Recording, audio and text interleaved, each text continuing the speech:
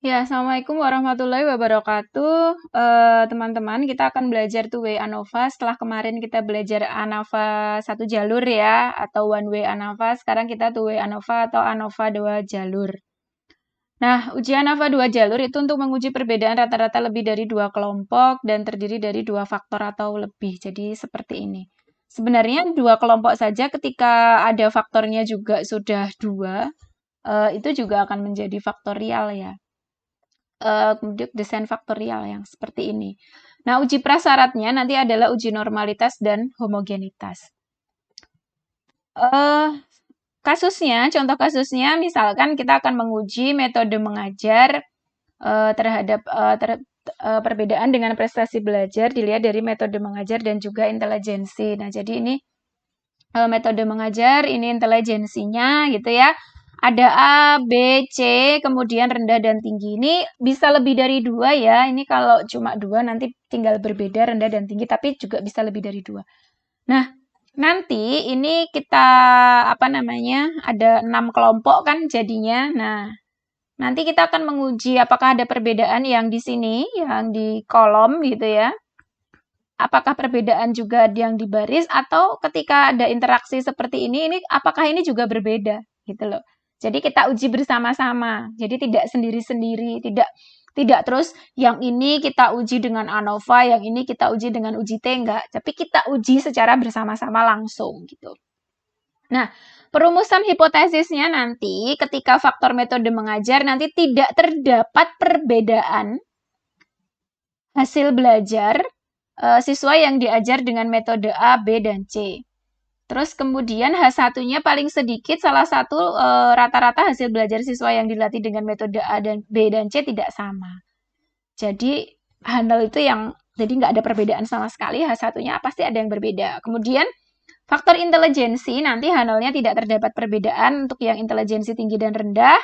Kemudian H1-nya terdapat perbedaan untuk yang intelijensi tinggi dan rendah. Kemudian interaksi berarti efek faktor intelijensi nanti yang H0 itu tidak tergantung, kalau yang H1 itu tergantung intelijensi dan tergantung pada faktor metode mengajar atau sebaliknya gitu. Nah, untuk perhitungan manual nanti kita lihat ada yang namanya kolom, ada yang namanya baris gitu ya. Nah, ini baris, ini kolom. Kemudian yang di dalam-dalam ini namanya bagian. Nah, nanti ini bisa dihitung semua. Jadi, nanti sumber variansinya ada derajat bebas, jumlah kuadrat. Nah, ini dihitung. Itu manual agak panjang. Nah, kalian cukup lihat aja ini.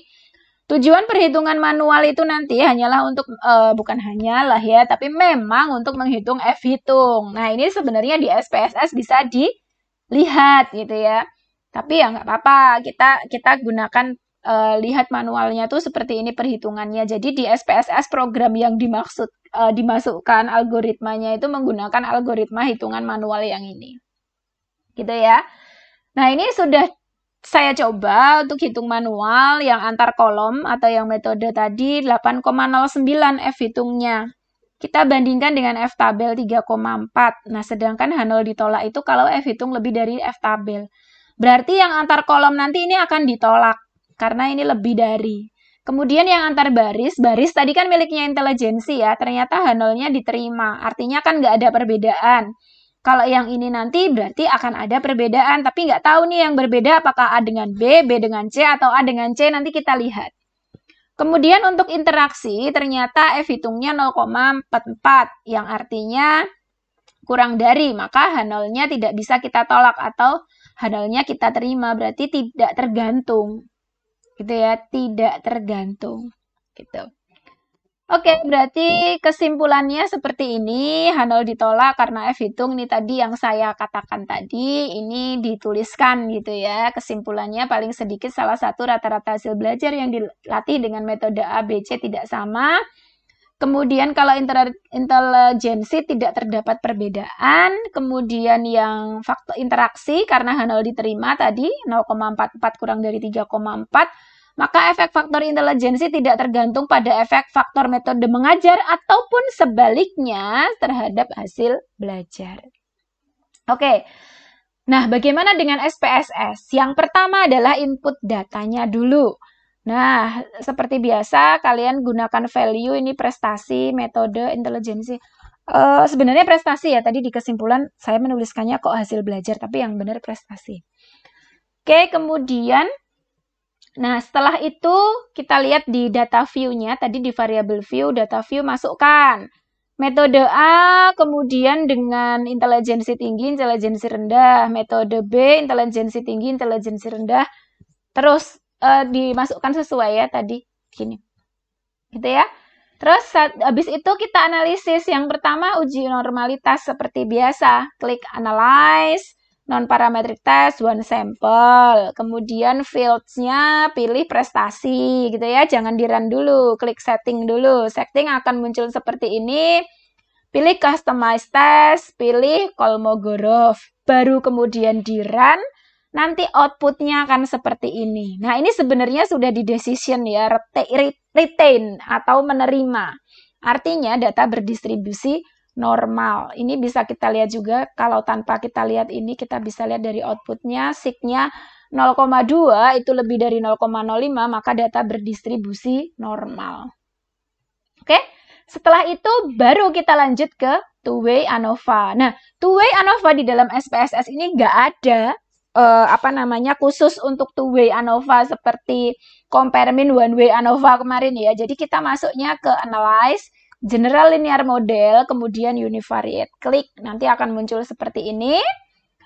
Nah, di sini ini munculnya banyak ya, ada covariat dan sebagainya. Karena ini bisa untuk uji analisis covarian, tapi kita belajarnya kan di sini. Jadi kalau yang two-way ANOVA cukup prestasi masukkan ke dependent, kemudian metode belajar dan intelijensi masukkan ke fixed factor. Kemudian pilih option. Option nanti untuk memilih apa, untuk memunculkan apa sih yang mau dimunculkan, saya inginnya deskriptif dan homogeneity test saja. Kemudian klik continue. Lalu pilih yang post hoc ya, post hoc. Post hoc nanti akan muncul seperti ini. Nah, masukkan aja semuanya, metode dan intelijensi.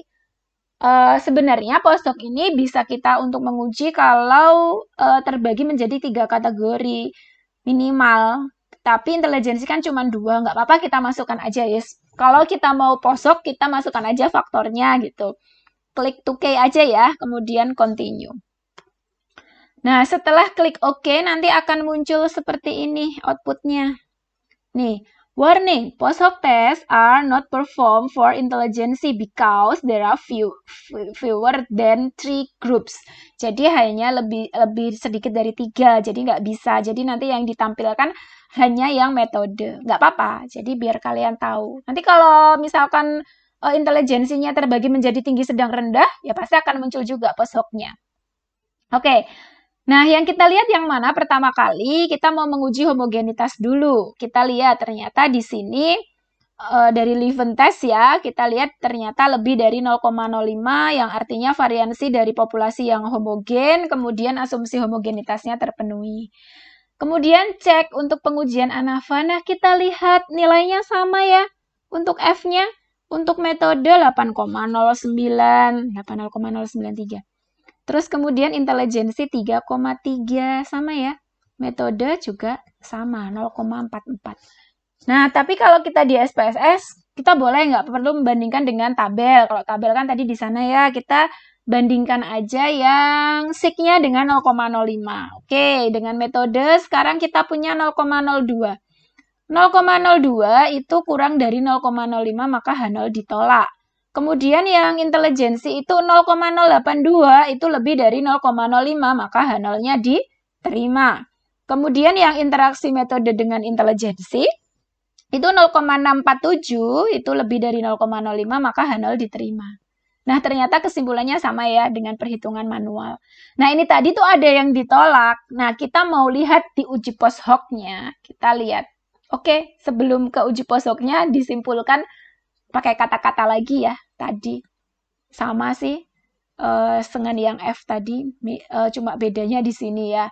Kalau tadi kan pakai F, kita pakainya 0, sig-nya, nilai P-nya.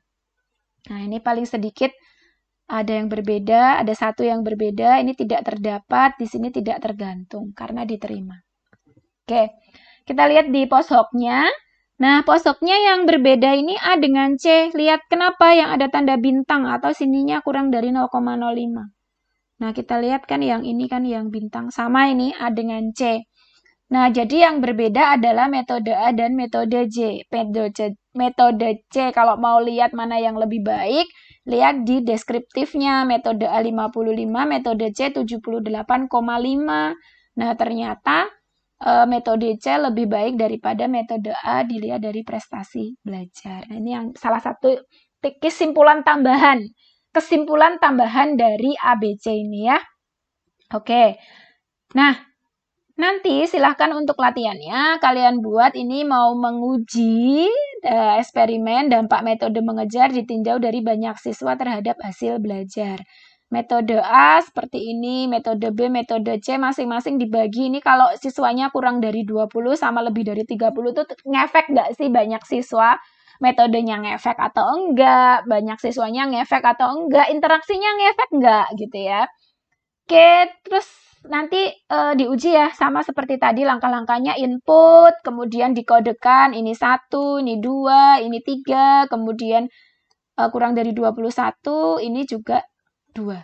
Jadi nanti ada 3 variabel ya, variabel hasil, variabel metode, dan variabel banyak siswa. Oke. Nah, baru kemudian di input seperti tadi, nanti bisa kalian nyoba nginput satu persatu. Dari outputnya kita peroleh nih, langsung kita peroleh. Tadi kalau di analisis, kalian nanti coba analisis Kolmogorov sama enggak inputnya. Nah, inputnya adalah seperti ini, signya 0,55 gitu ya, berarti retain kan, berarti datanya normal, karena ini lebih dari 0,05 gitu kan. Kemudian, output dari two-way ANOVA-nya sama ya. Banyak siswa kan cuma 2, jadi pasti ada tulisan warning. Biarkan aja, nggak apa-apa. Nah, nanti di leaven-nya kalian cek ini, berarti dia homogen apa enggak. Kemudian untuk metode ada perbedaan enggak. Banyak siswa ada perbedaan enggak. Metode dan banyak siswa bergantung enggak, gitu kan. Nah, ini ternyata yang ditolak itu yang metode dan banyak siswa ya. Nah, metode nanti bisa dilihat di post hoc-nya, yang berbeda yang mana ini, yang tanda bintang. A dengan C, kemudian B dengan C. Nah, nanti mau lihat lebih baik yang mana, dilihat dari sini. Nah, ini untuk metode. Terus untuk banyak siswa tadi kan juga berbeda ya, nanti lihatnya di sini nih totalnya. Nah, nanti ini ternyata kalau yang kurang dari 20 itu hasil belajarnya lebih baik loh daripada yang lebih dari 30. Terus metode apa tadi? Metode C itu lebih baik daripada metode A dan metode B. Nah, nanti silahkan dikata-katakan. Sudah saya bantu ya untuk menjawabnya. Nanti silahkan dikumpulkan di tempat yang sudah disediakan untuk latihannya. Oke, sekian dari saya untuk penjelasan two-way ANOVA. Silahkan nanti jika masih ada kesulitan bisa bertanya langsung dengan saya. Jika ada kurangnya saya mohon maaf. Untuk kali ini saya akhiri. Sekian. Wassalamualaikum warahmatullahi wabarakatuh.